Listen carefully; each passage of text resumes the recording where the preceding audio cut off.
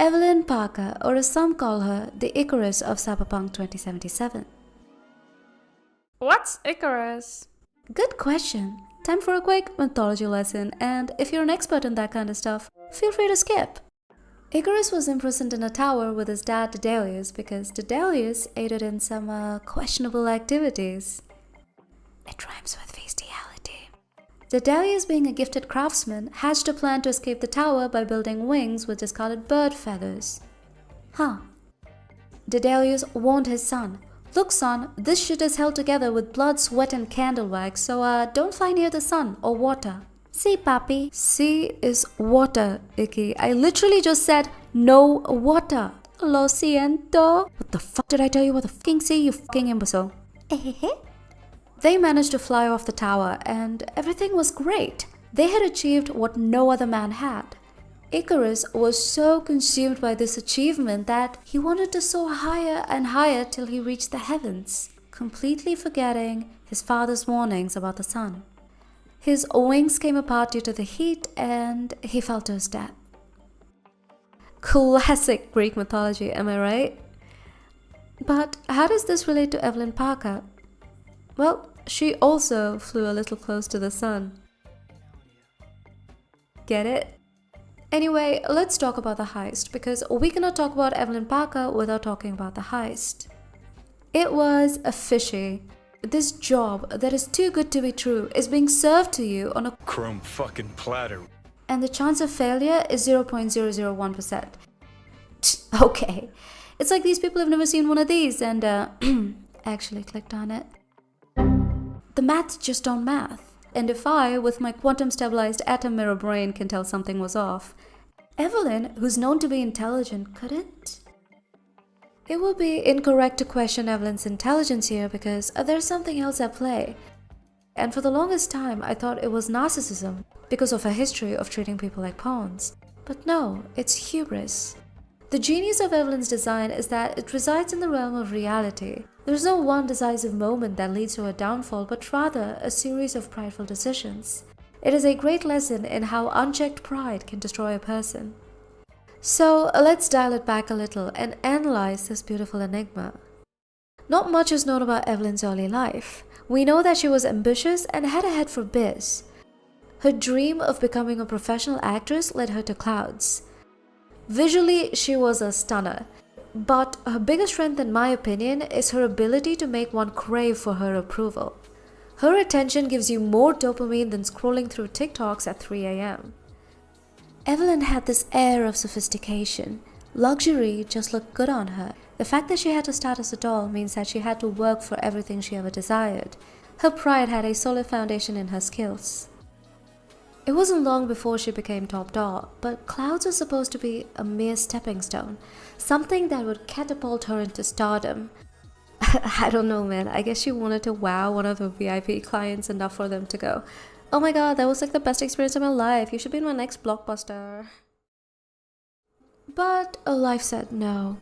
Her position at Clouds became more permanent without an end in sight. This took a toll on Evelyn. Probably made her question everything, even her own abilities. This can be seen in the correspondence she has with Judy. But things started looking up when she was introduced to Yorinobu Arasaka, the heir apparent of the Arasaka Empire.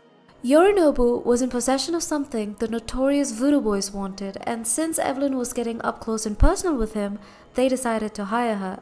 And all she had to do was scan the room and tell them where it was, but Evelyn, being a resourceful little trooper, went and commissioned an entire heist instead. And who does Evelyn hire to get this critical once-in-a-lifetime job done? A disgraced fixer and a bunch of nobodies. I'm not even being sarcastic when I say this is genius, because despite his fall from grace, Dexter was a highly capable fixer, and she managed to get him on board this shaky ship with just the promise of fortune and zero proof. But her business genius does not stop there, no. She cuts corners like a seasoned sushi chef. After Dexter plans out the heist in full detail, Evelyn decides he's expendable. She then turns her attention to V. She employs several intimidation tactics when she meets V for the first time, like making herself seem more important than she was. We'll be in the lounge, Mateo. Anyone asks, we're not here. She doesn't even go here. Her eyes were like the shrink ray from Honey, I Shrunk the Kids. God, she made me feel tiny. After trying her best to break you down, she drops this baby on you. V, do this job for me. I mean me alone. No splitting the payout with anyone else.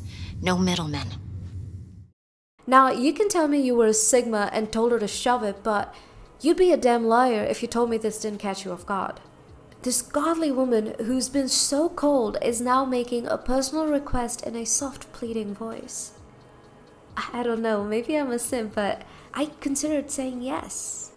Everything Evelyn did up until this point was rather reckless, but also extremely calculated.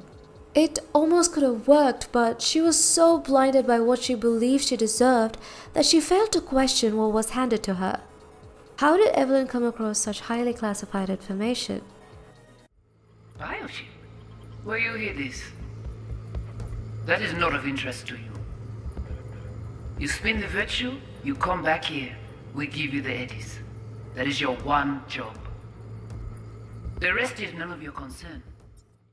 And when the biochip container got damaged, she knew exactly what to do. You could argue it's common sense, but is it? No one else could figure it out, and there was not a shred of doubt in her suggestion. Okay, listen to me. There's only one thing you can do. One of you's gotta slot the relic into your neural port. What the hell are you talking about? The relic can't be isolated. It has to be nested in a safe environment. And last time I checked, Evelyn was not an expert. Was she sure this information was not simply fed to her? No way, right? She was too smart to be set up like that. After the heist fails and V goes MIA, Evelyn was pretty much Screwed! and her best bet of survival was sticking with Judy.